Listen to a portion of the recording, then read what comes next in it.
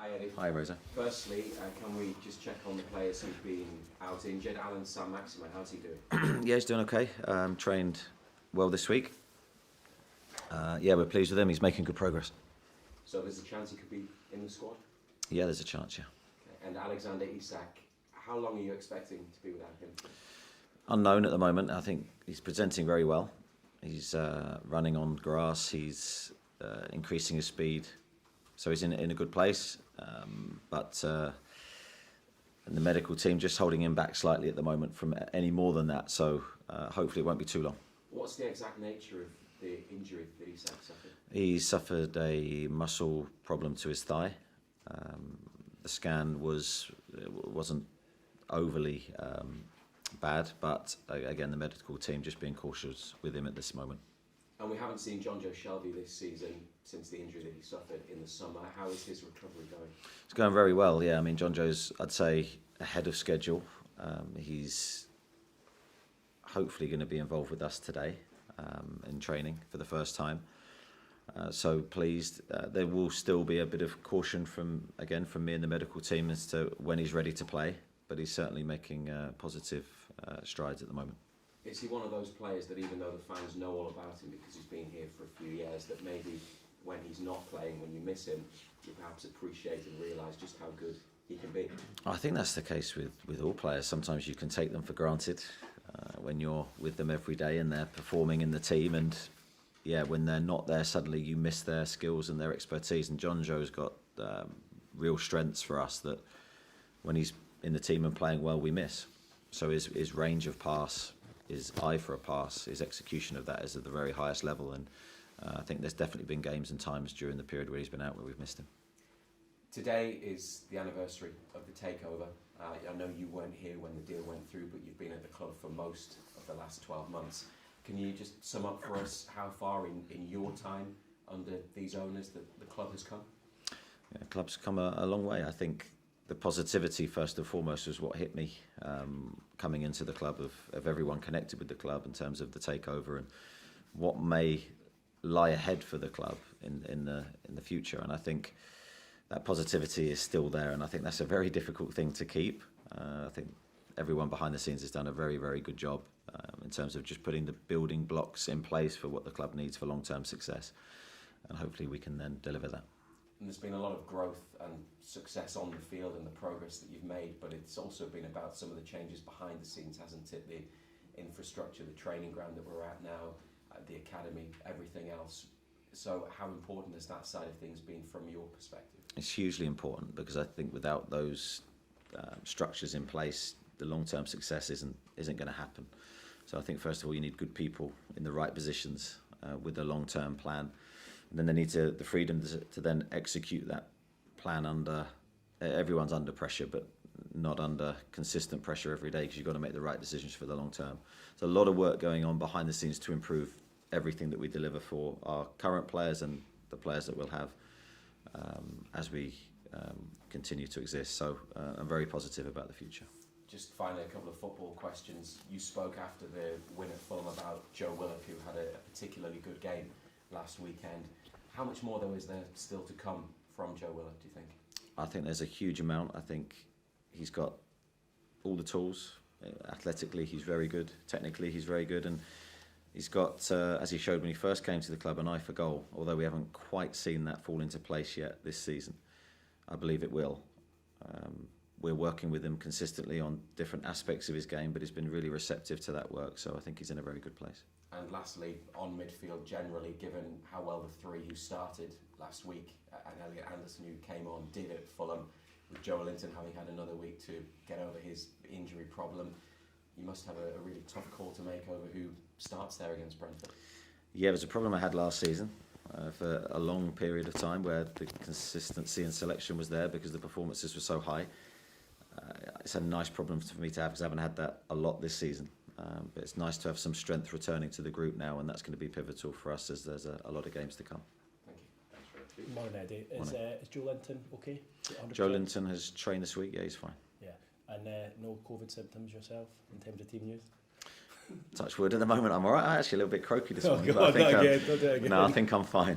I know we touched on it yesterday and you've spoken about that before, but it was an unbelievable situation for yourself against Brentford the last time, sort of sitting in a hotel room listening to the crowd.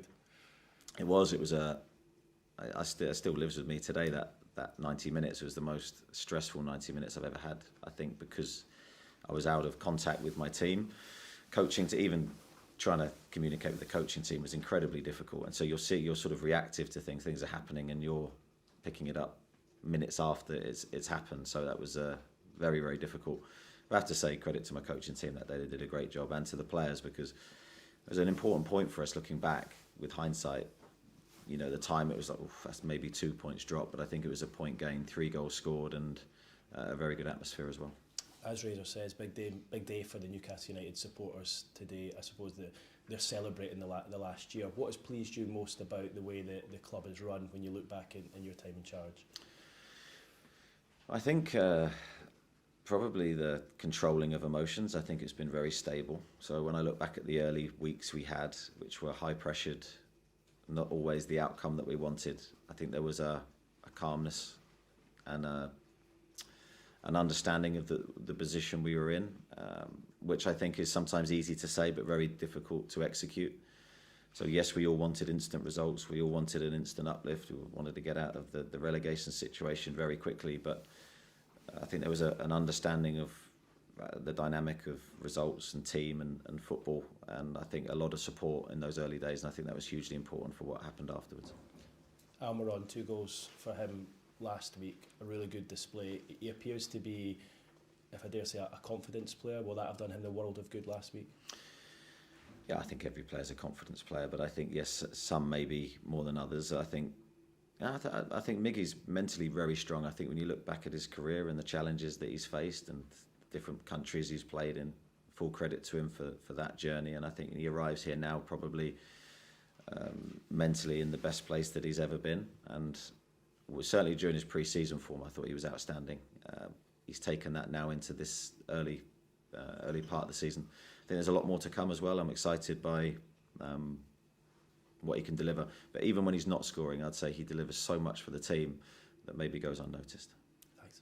Andy? Morning, Eddie. We've seen this kind of entertainer style come out against Fulham at the weekend, against Manchester City. What does this side need to do now to produce that consistently, would you feel? I think that's the hardest thing to do, to consistently score goals against every type of opposition. Yeah, that's not easy. I think only Manchester City really at the moment are a team capable of doing that, and they make it look effortless, but they've had to work really hard, and it's been a long period of time to get to that position. So I think different tests, different teams require different things, different skill sets. We're still, I think, exploring that. We have to manage games and situations probably better. If you look at our last 2 home games, I think Crystal Palace game, we were very unlucky not to win that game. Bournemouth game was slightly different, so we have to learn from that most recent experience and make sure we use those things that we've learned for tomorrow. An interesting sight down at Fulham was Gareth Quall in the away end amongst the supporters. He looked like he was having a cracking time, in fairness to him. What did you make of that he was in there and seemingly having a pretty decent time in the sport? Well, I think it shows the type of lad that he is. I think he's embracing everything to do with Newcastle, and I'd encourage that. And I think he's in amongst the supporters. He will have a huge feeling of what Newcastle means now to the supporters. So being in and amongst that, you get experience firsthand, the passion, the feeling. So that will help him now going back to obviously what he's doing currently, to know what's ahead for him. I know we talked about positivity yesterday and today as well, but from someone who was an outsider, who is now a huge insider within the club, can you sum up what this takeover has done for Newcastle as a city and as a club? Well, I think it's for the club itself, it's transformed first the feeling, but then the vision. The vision will drive this club into hopefully a very successful future. For the city, I think the city bounces off what the football club is doing and the feeling within the football club. So with that positivity inside the club, now you're feeling that around the city, and hopefully it's my job to try and keep that for as long as possible. And just one more on the takeover. When we look back on it in 10, 15 years' time, 7th of October 2021, how big, how seminal a moment do you feel that will be in English football in years to come? Time will tell. Time will tell. I think it's very difficult to predict what will happen from this point. We all, hopefully in this room, know where we want it to go, but it's football. It's life. Nothing's ever in a straight line. Nothing ever comes easy. So there's a lot of work ahead, a long way to go before we're close to where we want to be. We're building blocks all the time. We're building the foundations, hopefully, for success. But we know it's not going to be a straight line, as I say.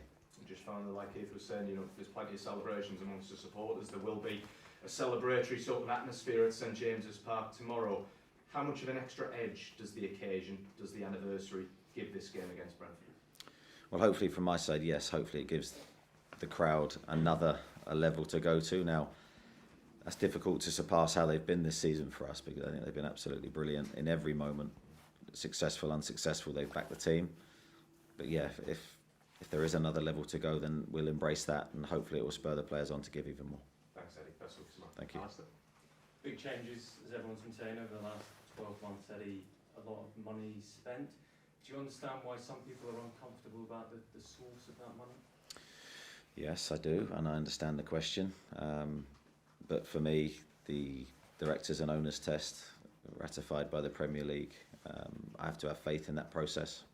So obviously I've been the decision maker behind where some of that money has gone, and I've looked at it purely from a football perspective, trying to recruit the best players for Newcastle. And the next 12 months, how do you see that going? In terms of? Well, we've had 12 months since the takeover. Club looked like it could get relegated last year, and now chasing European football. So what's another 12? Very difficult to predict. I've always stayed away from predictions and trying to give you a clear answer to that. All I will say from my perspective, we'll try and improve the team to the best of my ability and my coaching team's ability. Try and take us to another level. Certainly at the early stages of this season, I've been very pleased with the attitude of the players in that quest. Okay, thank you. Thank you. Eddie, I just wanted to ask about Brentford. Your team did pretty well against them last season, held away, but I mean, in their way, they've been very impressive since getting into the Premier League, haven't they? They've been very good. I think certainly watching them in the Championship for a couple of years, I thought they were a very strong team. They haven't changed too much or deviated from their plans. They might have tweaked their systems from time to time, but they're a very effective team, very difficult to play against. Set plays, they're very strong. I think their manager is an innovator. I think he's very good. Thomas, I think he's done a really good job there. Continues to ask very difficult questions of every team they play against. So we know it'll be a really difficult game tomorrow. Thanks, broadcasters. Damien Spellman? Eddie, you talked about your vision earlier when you first came in. In terms of the plans you wanted to put in place, are you on schedule? Are you ahead of schedule? I don't necessarily have a timeline as such for different things. I think it's you're working with a long-term vision of trying to take the team where you want to go, but then you work week to week trying to get results and trying to elevate everything that you deliver for the players. I think there's been a process we've gone through and changes in our style of play slightly as we've evolved. So those changes I think have taken place probably month by month, subtle tweaks, changes to the team, changes to what we're doing. And I think there'll be more to come.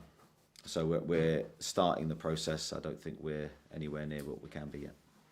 And just in terms of the controversy Alistair mentioned earlier, as an employee of the club, how do you rationalise that? Do you have to compartmentalise it? Do you have to separate that from what you're doing day to day?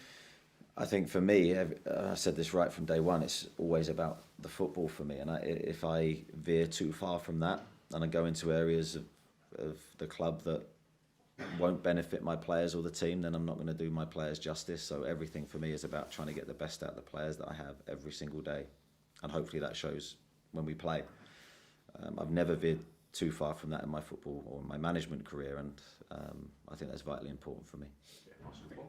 Eddie, do you remember the takeover news breaking 12 months ago? Where were you in the world? What were you? Yeah, I do, but not with any major reaction really. It was sort of nice to see some of the scenes and the happiness that Newcastle, obviously I watched from afar and seen that it was a difficult moment for the club previously. But there was no hint of what was to come for me, so I was just watching like everyone else would around the country. Unless you're actually in Newcastle, you have probably a different perspective. So probably just a pleased reaction for the people. You're out of work. Were there no thoughts that one day you would like to manage this club in the new era? No, there's always been, as I've said, every time I've come to Newcastle, I've been, as an opposition manager, I was very impressed with the environment, the club, everything about it. The match day experience I thought was very, very good, very special. But nothing more than that. There had never been any hint of anything happening with Newcastle before. So, yeah, that was how I felt. Luke, when the job offer came in, or when you applied for the job, was there any hesitation? Was there any misgivings that you had because of the identity of the owner? No, because I think when you look back, the takeover happened very, very quickly. I don't think there was any real rumour it happened. And as I say, for me, the directors and owners test, if the Premier League had ratified that, I had to put faith in that process. So then when the job offer comes to me, I'm looking at it purely on football. Do I want to manage Newcastle United Football Club? And the answer was a resounding yes from me. And for all the reasons I've given plenty of times before. So it was purely looking at it from a football perspective, Luke.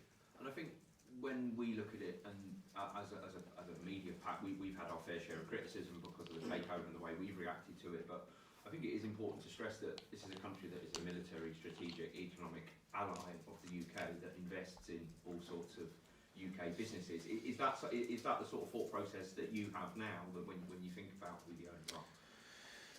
Yeah, I think that gives a different slant on a lot of what is said. So yes, I'm aware of that. I've never really answered that in these press conferences because I don't want to go into an area that is not a specialist area for me. So the minute I start engaging in those conversations, I think I go into an area where I'm not comfortable. I don't have the knowledge. So you could come back to me with another question and I go, oof, you've blown me away with that because I have now got no answer to follow up with. But obviously I'm aware of that, and I think that gives strength to, as I say, the owners and directors test, which is vigorous. And as I say, my faith goes into that process. And where can this club be in 5 to 10 years? We know what the owners have said. We've got it on record where they want to be challenging for all the trophies and silverware. You'd love to be the manager who does that, I presume. Yeah, I think it's very difficult for me to put myself into that position and to look too far ahead because it does no use. All it does is give you a nice headline. It doesn't really help me in this moment. Now we're very, very early into the journey that the club will go on. We've taken over a club that was in a huge relegation battle. Yes, we've made signings, but we're still aware we're very delicately poised. Our journey could go one of two ways this season. It's not a formality. We have to earn every point we get. I've got to keep my players in the present and focusing on the next game. So looking and transitioning yourself into the future is no use for me. Thank you. Craig? More than Eddie, you say the takeover happened quickly from afar. It took 17 months for us to get we wish. But yeah, Luke and Oscar sort of asked the questions I was going to ask. So what I will say is, can you take us to that moment where you were in for the job and you'd lost the job and then you had the job? Just talk us through your emotions during that period. Yeah, so I think the moment I found out that it was myself and Unai going for the job, I sort of resigned myself that it wasn't going to be mine. For obvious reasons, I think. You look at his track record and the clubs that he's managed, etc., etc. So I was quite relaxed about the situation. I'm a believer in fate and certain things happening for a reason. So it wasn't meant to be. It wasn't meant to be. I couldn't get too, in that moment, down about it. While there was obviously a sense of huge disappointment because I felt, for me personally, Newcastle was the one that I wanted. So, yeah, but I think mentally I'm able to put those disappointments to the back of my mind. And then, yeah, then obviously it came around very quickly and things changed. And that's where the fate part and believing something happens for a reason. Then I was only too pleased to take the opportunity. What were your thoughts when you woke up on that morning and the Emery deal had sort of broken down overnight? We immediately start thinking, you're in disappointment, you're thinking what could have been, and then immediately you're hit with, no, I won't swear.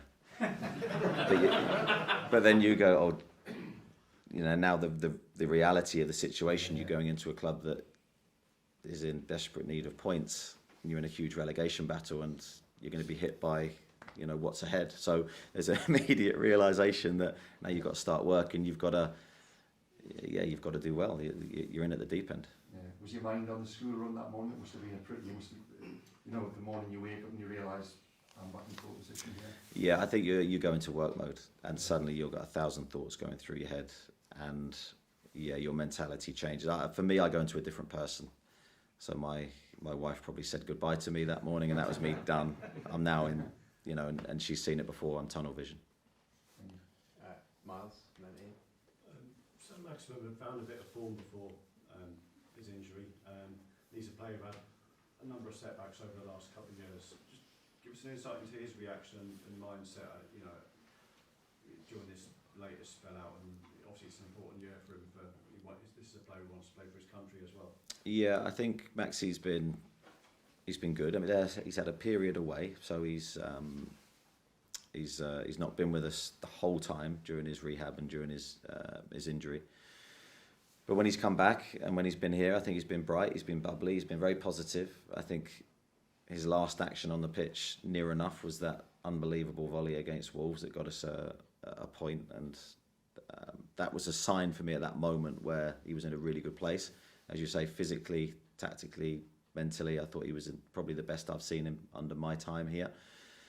The injury then would have set him back physically, so we need to work him up to get back to his best levels. But he's been, behind the scenes, he's been very, very good. No problems, disciplined, ready to work, and ready now, hopefully, to come back in and make a difference for us. Just to work, Jacob Murphy was a surprise inclusion in the starting 11, and felt like he did well last weekend. I thought he was excellent last weekend, and I think Jacob's someone that's been very reliable for me. Very conscientious, professional, highly intelligent player. Sometimes I think there's so much in there that's yet to be seen by everybody. A lot of technical ability, physically obviously very quick, very skillful. So there's a lot in there for Jacob, and I think I'd love to see him show it on a consistent basis. I think Fulham, again, looking at it, was probably the best performance he's had since I've been here, and hopefully it's a start of a good run for him. Thanks, Miles. Ian? Hi, Eddie. You mentioned a few months ago that as a player you used to read the Times and the Guardian. You used to be like to keep abreast of world politics, etc., etc. Now, obviously, you're going to focus on football, as you've made very clear. But since you've been here, do you keep up to date with what's happening in that part of the world? Are you aware of what Amnesty International is saying? Are you aware of the politics of the region more than you perhaps were 12 months ago? Yeah, let me clarify what newspaper I used to buy, because this is important. Right, so I used to like to invest in shares. My granddad got me into that when I was very, very young. So I used to buy those papers for the shares, not so much for the world news at that moment. So I've never, no, I don't buy a newspaper now. So I'm sort of on the internet, probably like everybody else. And I would say and this is a genuinely truthful answer, with how busy I am, I don't really have time to trawl through newspapers and look at political articles. That's not really what I do. So it's something that obviously I am aware of certain situations that happen more from you guys really coming into me and from the media team here. So that's something that I'm aware of it. Just more football related, Eddie. You touched on Joe Willock's form, did very well last week. When he came here, he scored in 7 successive games, then went a long time without scoring. Then when he scored last season, he scored 2 goals in successive games. Do you see him as someone who, once that goal comes, he will continue to score maybe clusters? And do you see him as somebody who will be a goal-scoring midfielder as his career goes on? I certainly hope so. I think he's capable of being that goal-scoring midfielder. I think it's naturally probably what Joe sees himself being, which is hugely important. You see him last week. I think he was everywhere on the pitch. He was in the wide areas a lot. He was in central areas. I thought athletically he was really good last week. One of his best athletic performances for us. So I think he's an all-round midfielder, but he's definitely wants to score, and I think he's very unlucky not to score if Callum Wilson doesn't tap that ball in the goal line. It's probably his goal. So he's getting in the right areas. He'd probably just be frustrated that he hasn't taken one of the chances that he's had. Thanks, okay. Kieran? Hi, Eddie. Davis so important in the game now, and Brentford have kind of been at the forefront of that in recent years. It seems there's been a bit of investment in that here since you came in. Could you maybe talk about that and how it can help you with recruitment and just analysis day to day?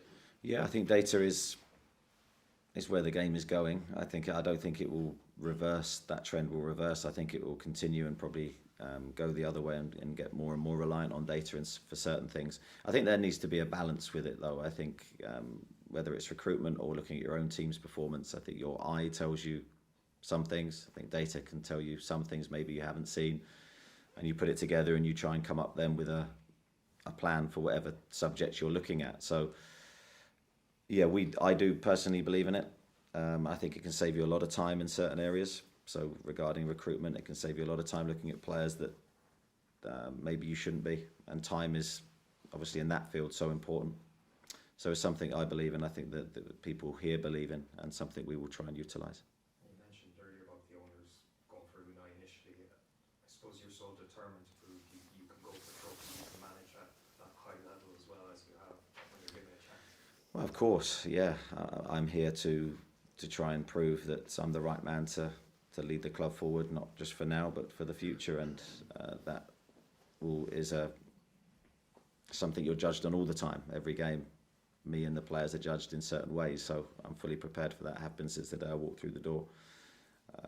I want to manage this club for a long time. That's only going to come down to me and my players and my coaching team, so I'm fully prepared for that. Chris? Morning, Eddie. When you took over this team, it was for years it played with sort of low block. I mean, you in the course of the year turned it so now they're pressed high. How difficult has that been, and how do you sort of change that sort of mentality? Yeah, it's a good question. I think it comes back to the question I answered earlier. I think a gradual, very gradual process. I think from day one, if you come in, you can come in with that idea, but then the execution of that, I think, needs work and needs time, because it's not just a switch you can turn off and on. It's daily habits, repetitively immersed in the players, really. That's what you have to do. As I say, one day's not enough, a week's not enough, a month's not enough. You need to drill down with the players all the time. These are your expectations, this is what you want. And as I say, sometimes that takes maybe a change of personnel to make that happen as well. But gradually, slowly but surely, I think we've got there, and I still think we're growing that side of our game. But nothing, as I said earlier, nothing comes easy. It's consistent messaging from me and the coaching team to the players. Has it happened quicker than you expected, or is it sort of where you would expect to be? I think a lot of that comes down to the players you have. The individual players make really the system and make the game. So I think we have a few players that are very, very good athletically. They want to press. Their first instinct is to press. Probably someone like Miggy would fit perfectly into how we want to play off the ball. Other players might need a bit more work on certain areas of their game to deliver that. So that's something we've invested in. Ryder? Eddie, the chairman put out an open letter yesterday talking about the long-term vision. I was wondering what your sort of thoughts are when you read that. I'm really pleased that he's communicated with the supporters and with everyone connected with the club. I think that's very, very healthy. Yes, the long-term vision, it's there in black and white, but there's nothing I didn't know or want really for the team and for the club, myself. So I think it's great that we're all there supporting the team, supporting the club, and I think it's really important that everyone has a voice as well. And when we talk about long-term vision, I mean, it's been 10 years since Newcastle even in Europe. Is that too long to have to wait another 10 years for that to happen, or do you believe it can happen a little bit sooner? I can't put time scales on things, as I said earlier. I don't think that's healthy for me or the team. But certainly, in my experience in management, things can happen when you don't expect them, and magical things can happen if you really work hard and everything clicks together. So I'd never say it can't happen in this time, or it may take this time. Football will decide. And I mean, at the moment, it is early days, but you are in a Europa League, Europa Conference League place. Would you shirk that? I mean, a lot of people have got a bit snobby about that competition, but if it was thrown at you, would you accept that? Certainly, I wouldn't turn anything down, in a sense that achieving things and playing in European competitions for me is is something we need to aspire to. So we're not afraid of that. Whether we're capable of that, who knows? Time will tell. But we need to be consistent in the Premier League. We're in the middle of a really important run before the World Cup. A lot of games to come. So we will go for every game and try and win. And just finally, I'm pretty sure you would have been watching the European games last night anyway. Is it part of you that gets a little taste for it when you're watching at home for those type of nights? Yes, I think when you're watching the European games, there's always part of you that thinks and elevates yourself into your own team. I think sometimes, especially with what's happened to us early season with injuries, I've probably been pleased we're not playing midweek and we just have the one game a week to concentrate on. But certainly there will be a time, hopefully, in the future where that is a reality for us. Okay. Martin? When you were initially in the run for the job, Eddie, was there any reservation at all about the ownership? And it was said that you interviewed very well. What was your vision that you sold to the board here? Just me, really. I tried to sell me, my way of working. I was very honest. So it was a case of me presenting on my philosophy, how I work, what I would do with the players, where I see the team going. So just a very honest presentation about that. And no, as I said earlier, once the owners were ratified by the Premier League, for me that was me trusting in that process. The flip side of that is, what was the vision that they sold to you? I would say very open and honest, very ambitious. I think there was a lot of talk about the future and where the club will be or where they want the club to be in the future. But I think the first priority, and they were well aware, we had to stay in the Premier League. That was sort of the short-term aim. And then I think off the back of that, everything long-term could fall into place. So there was that instant, that was the goal. And it was very, it was very detailed. Okay, that's what, Jordan? I know you said you'd have taken the Newcastle job regardless of the takeover, but have you ever thought about how different it might have been if you had came under the previous ownership? Because obviously you've had a big air of positivity since you've arrived. No, I haven't really. I don't. Again, not sure that would have been useful energy for me. So I was attracted by Newcastle, the club, everything surrounded with the club before the takeover. But yeah, I haven't elevated myself into that, and it's probably a good job because I think the reality when I got here and the positivity and everything that's happened since has been so good to be part of. I wouldn't have wanted it to be any different. Just one more, Lee. Are you any good at investing in shares? I stopped a long time ago because I was very bad. So the days of me looking at the shares is over. But I was into it for a period of time. As I say, my granddad got me into it, and I'm not sure I should thank him for that. Did you not use the data well? No, I didn't. Didn't know about data then. It might help me.